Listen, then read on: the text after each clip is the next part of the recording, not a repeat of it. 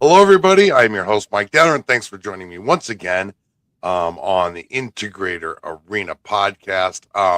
I'd like to welcome Brian Wirtz here with me. Brian is a retired Marine who has transitioned into the entrepreneurial world as a fractional integrator for more companies, for companies running on EOS. And Brian now helps others do the same. How are we doing today, Brian? Doing great, Mike.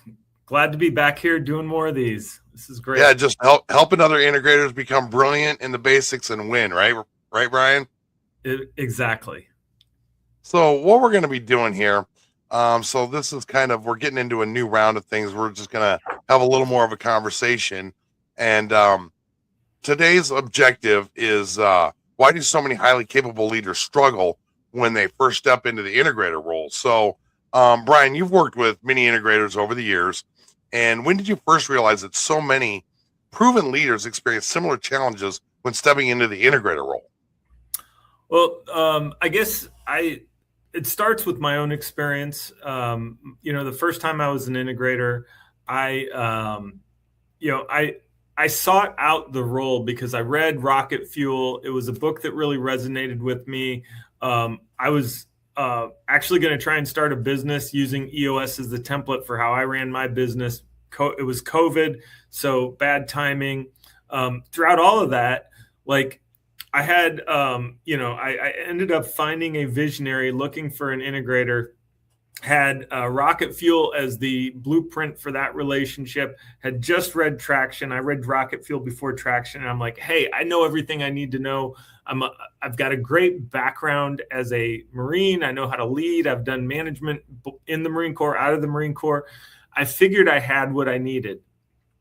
And frankly, it was a mixed bag, right? Some things I thought went really well in that experience, and some things really didn't. And as I moved on, I was in that role for about 10 months, and I only knew my own personal experience. I only knew what I could interpret from having read those books.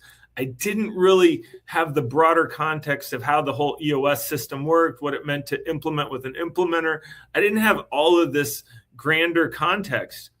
And yet I did okay. But there was so much left on the table when I ended up moving on from that company.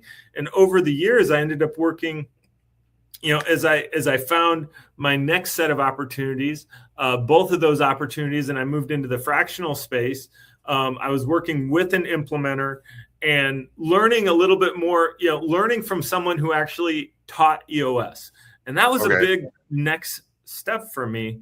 Eventually, after doing that for almost a year, I got myself trained. I went through the Integrator Master Class, and I started really then taking it to the next level, which was being exposed to peers. And I realized not only was it all of this really helping me grow in a way that I just didn't have when I started on my own. The other thing is I realized so many other people experienced the same thing I did. So it wasn't a phenomenon unique to me. It was that I was trying to do it just on my own, just based on what I learned, rather than having a good roadmap and a good set of peers to get me there faster. Perfect. So when it comes to, finding the right people and everything, why doesn't proven leadership experience automatically just translate into success as an integrator?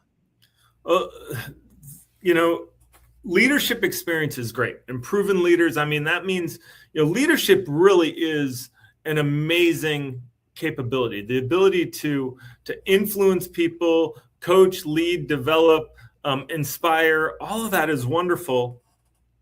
And it absolutely has a place. And as an integrator, one of the biggest things you do is leadership management and accountability. You help create that culture where things are going to happen.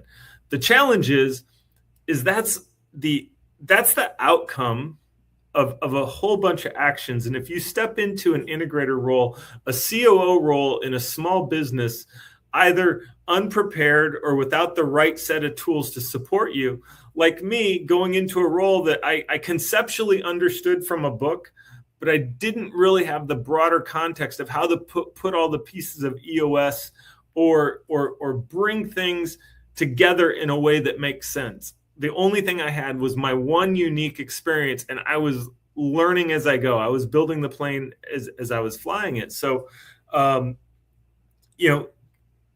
figuring out, I was a leader. I had a lot of success as a leader, but that wasn't enough. Reading a book wasn't enough. So a proven leader, that's kind of the starting point. You have to have experience leading and managing others, but you also need to understand, what does it take to be successful in an entrepreneurial business? Do you understand profit and loss? Do you understand how to set up the organization in a way that makes sense from an accountability standpoint?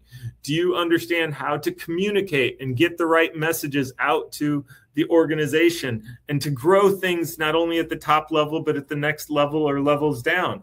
All of that is part of that entrepreneurial leadership experience. And then the other, so that's maybe a vertical lens that you're looking at. And then a horizontal lens is, how well do you actually understand EOS? How well do you actually understand the role of integrator and some of the tools that you can use, basics of being just a great integrator, how to run a great meeting? Opening up the book Traction and looking at the agenda of a level 10 meeting is great. And I can look at that agenda and say, you know what, I'm going to set that agenda for my meeting and I'm going to do that. But knowing the best practices to run a smooth, efficient meeting and make sure every part of that agenda is run to the top level of capacity, that's an entirely different skill set. So on one hand, you have to know the things that you need to know to run the business. And on the other hand, you need to understand the tool set that you're using. And that's all EOS is. It's a tool set. It could be in any tool set, but you have to actually learn both. And to be great, you have to apply both. What I see is a lot of times people can be a proven leader and they're good at one of the two, but they're not good at both. So that's where the gap really happens. And that's why sometimes even proven leaders can really struggle in this seat. So let me ask you this. So at what point did you realize this wasn't simply an individual experience, but a consistent pattern? Yeah. As I mentioned, I kind of shared a little bit of my journey. And when I got into the Integrator Masterclass and then the Integrator Mastery Forum through EOS Worldwide, that was really kind of the beginning of the peer groups that I was part of. Actually, I should say even before that, there were some online free forums, like through Authentic Brand. They had an integrator lift community, they called it. And they had some other places where early on I was able just to go and participate. EOS, I think, held some IDS sessions where you could go and identify, discuss, and solve problems together. So the more I spent time around other integrators, I realized two things. One, I wasn't alone and everyone was having similar experiences. And two, I really did get it. Like, I understood what to do, but I needed to develop better techniques and procedures. And I also needed to go beyond just learning the tools, but figure out how to apply the tools. And that was a problem. And to this day, this is a problem I see in my fellow integrators, myself included sometimes, and my fellow integrators, is we're really good at learning the tools and we're really good at knowing that it's out there. But oftentimes we hesitate to do the things to use the tools. Sometimes that can manifest itself in how we deal with tricky situations in the business. Sometimes that can manifest itself in us being either too cautious or too, holding back in the way we deal with our visionary. And sometimes it could be how we work with leadership team members. But the whole idea is we have to really take the tools, very simple set of tools to use, from like a rocket fuel power index or a scorecard. There's a whole array of things that they teach you about being an integrator, but so many of us just don't use them or won't use them. And that's where we can actually support each other beyond the learning to help each other become more effective in delivering a consistent integrator experience to the companies we work with. No, that makes sense. So sometimes you just gotta disregard some of those human nature feelings that you're having and stick to the plan is kind of what I'm hearing on this. Yeah, well, some of the human nature experiences are normal.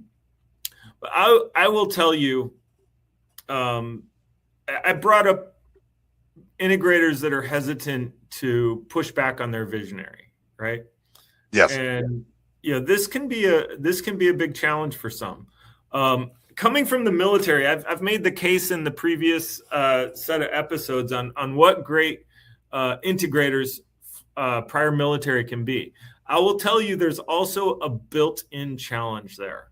And that built-in challenge was, while we have officers and enlisted teams, an officer and a senior enlisted that work together as a partnership, and we have commanding officers and executive officers that work together in a partnership. At the end of the day, the officer is always in the lead, and we are trained to have this follow orders mentality, meaning we can push. Yes, exactly. We can push, we can give our advice, but eventually we're just going to do what the boss says, right? Like, and as soon as the decision is made, we need to execute. And that actually makes a lot of sense. But in the military, we are encouraged to have that voice, to be that presence that can provide the other perspective. Take that into the business world, and it can be applied too stringently. Right? We as the integrator should be the partner, the yin to the yang, the puzzle piece for our visionary. We should be their counterpart. We should figure out how to balance them out. And sometimes, actually far too often, I've seen very powerful, very forceful visionaries roll over their integrators.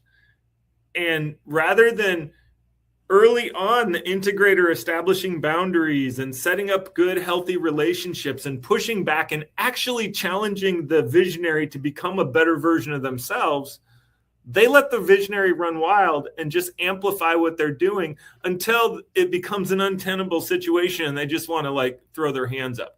That's a little bit of abdication, in my opinion. That's not great integratorship. And yes, are there some real jerks out there as visionaries? You betcha. But as integrators, that doesn't mean we can't potentially help them actually be less of a jerk and run a great company. I can take that a step further, and I know I'm kind of building on this, but if I wanted to take that a step further and just say, we talk a lot in EOS about right person, right seat, and core values, and nobody wants to work with somebody that maybe is, and I'm just going to use the word a jerk, right?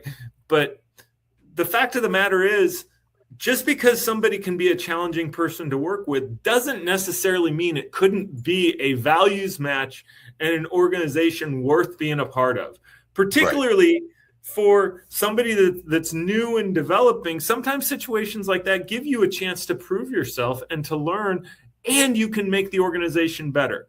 I have experienced firsthand situations where I've been able to help visionaries move themselves into a better state of being a visionary, right? Like help them become more natural, become less aggressive and perhaps harmful to their employees. And the impact of that cannot be understated. You're influencing an entire organization, everybody that's downstream. If you're a great integrator, you can actually change the tone, the tenor, the culture of the organization. So this is worth doing. We're here to change companies. We're here to change lives. And we do that by transforming our integrators, transforming these proven leaders that we talked about earlier into actually effective integrators using the EOS tool set, capitalizing on their ability to run and drive small business growth. No, that makes sense. So you've been talking about a lot of the challenges that people have. And so, Brian, I know you probably got some advice. If someone right now out there that is listening to you and me talk here and say they're becoming discouraged because the role is a lot more difficult than what they expect. Can we put a quick pause on this live recording? Yeah. I have somebody knocking at my door and I have to answer it. Yep. Okay, thank you.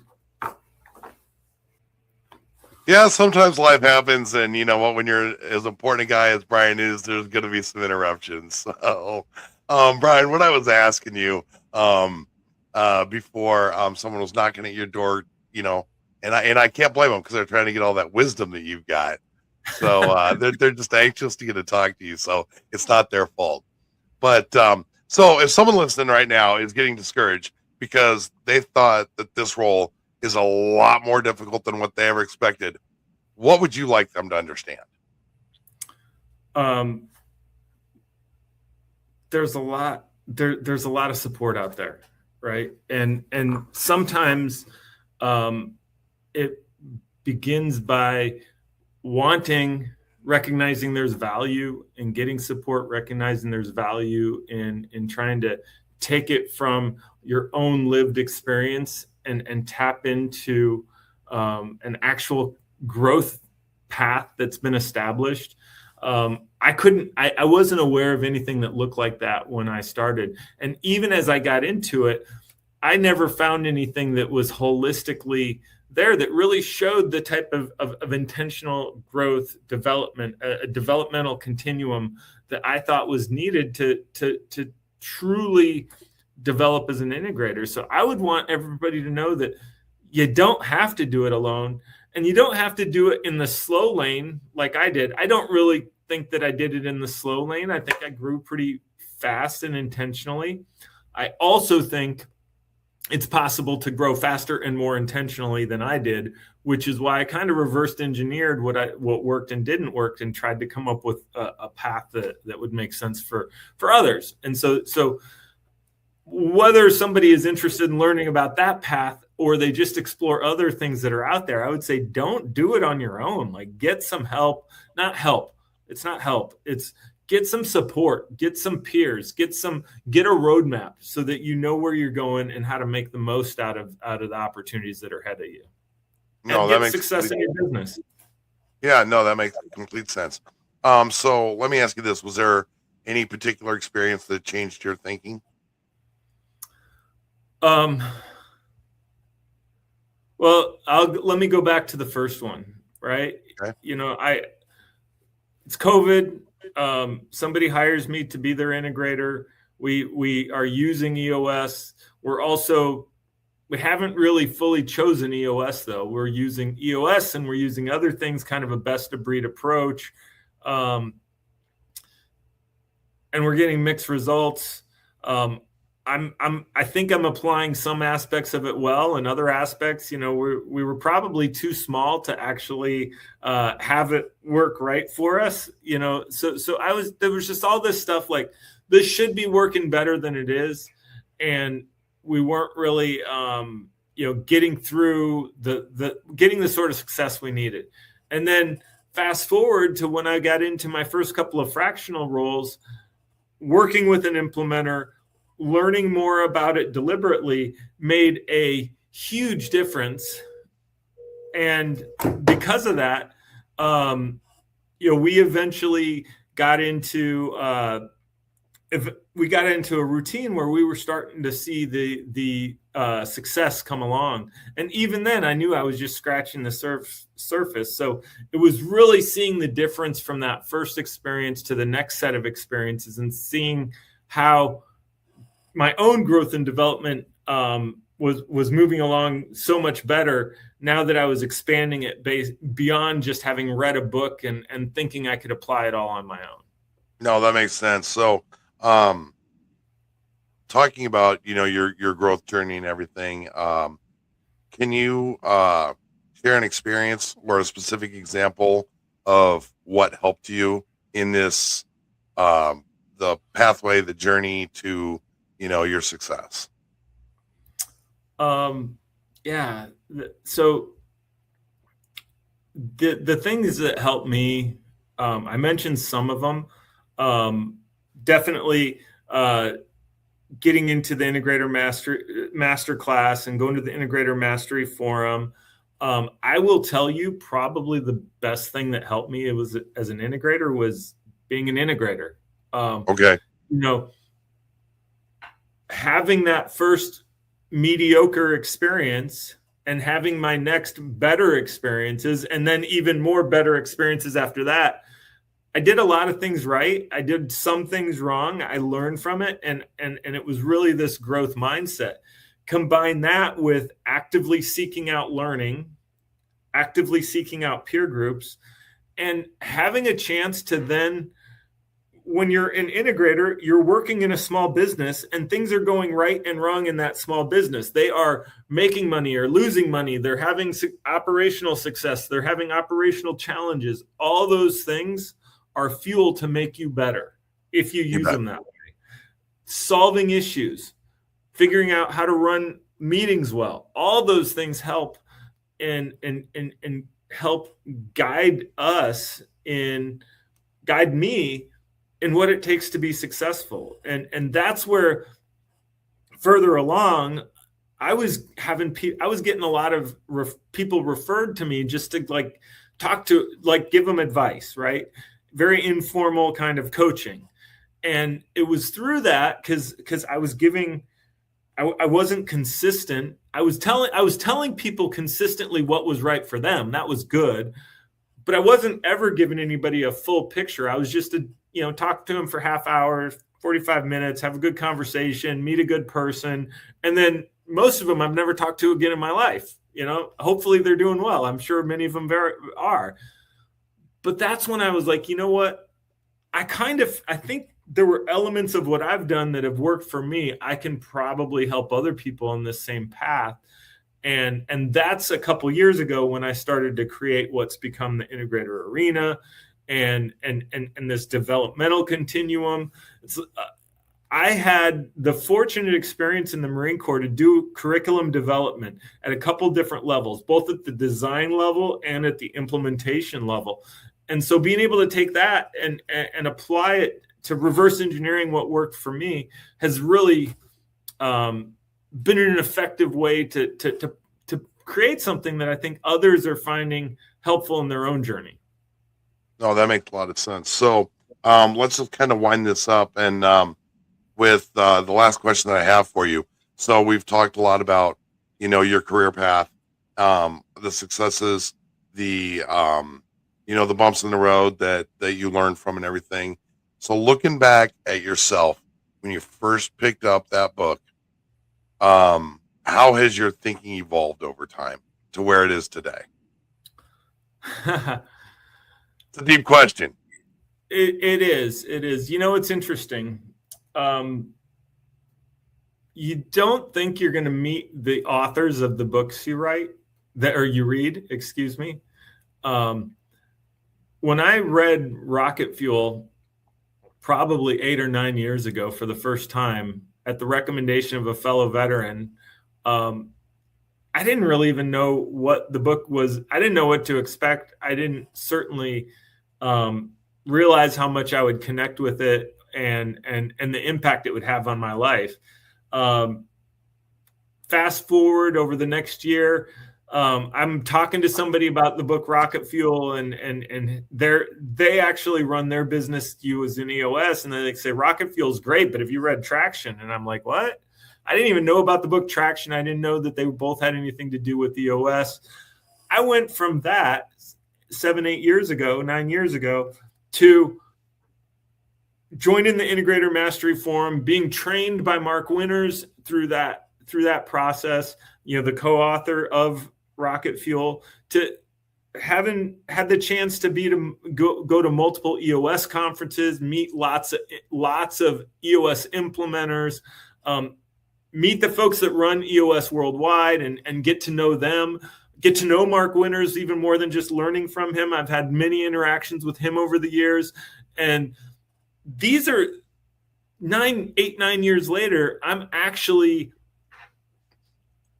have been able to pull together this thing that was only a concept to me and actually wasn't even fully materialized. And now I'm at a point where I can actually build that and help give other people the roadmap to have similar success. And it's a pretty exciting thing. So going full circle from when I first read the book, I had no idea that I'd know one of the, I'd have the connection to the community and have this opportunity to really impact the community at the level that I feel we have now. Perfect. Well, once again, I know that you've got your little mission there, and we like to share that at the bottom of the screen for everybody.